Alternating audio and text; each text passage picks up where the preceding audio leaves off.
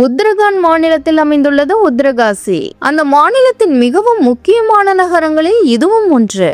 இங்கு கங்கை நதி பாய்ந்து வருகிறது.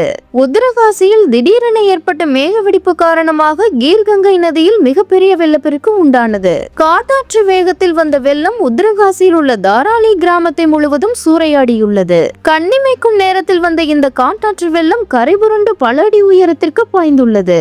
மலையின் மேலே இருந்து கீழே நதியில் பாய்வதற்காக மின்னல் வேகத்தில் இந்த காட்டாற்று வெள்ளம் பல அடி உயரத்திற்கு பாய்ந்து வந்தது.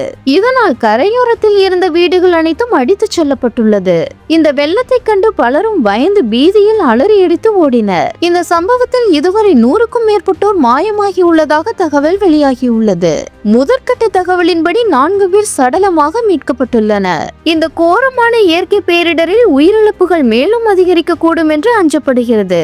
இந்த சம்பவம் குறித்து அறிந்த அந்த மாநில காவல்துறை, தீயணைப்பு துறையினர் நேரில் சென்று மீட்பு பணியில் ஈடுபட்டு வருகின்றனர். இந்த மிகப்பெரிய காட்டாற்று வெள்ளத்தால் ஒட்டுமொத்த தாராளி கிராமமும் சிதைந்துள்ளது. கேரளாவின் வயநாட்டில் ஏற்பட்ட நிலச்சரிவில் உண்டான பாதிப்பிற்கு நிகராக இங்கும் பாதிப்பு உண்டாகியுள்ளது. இந்த சம்பவத்தில் மீட்பு பணியில் ஈடுபட உடனடியாக தேசிய பேரிடர் மீட்பு குழுவினரும் மாநில பேரிடர் மீட்பு குழுவினரும் சென்றுள்ளனர். பாதிக்கப்பட்டவர்கள் மீட்கப்பட்டு பாதுகாப்பான இடத்தில் தங்க வைக்கப்பட்டுள்ளனர். நதியில் கரையோரத்தில் கட்டப்பட்டிருந்த சிறு வீடுகள், உணவகங்கள், விடுதிகள் ஆகியவை பெரும்பாலும் இந்த காட்டாற்று வெள்ளத்தில் பாதிக்கப்பட்டுள்ளது.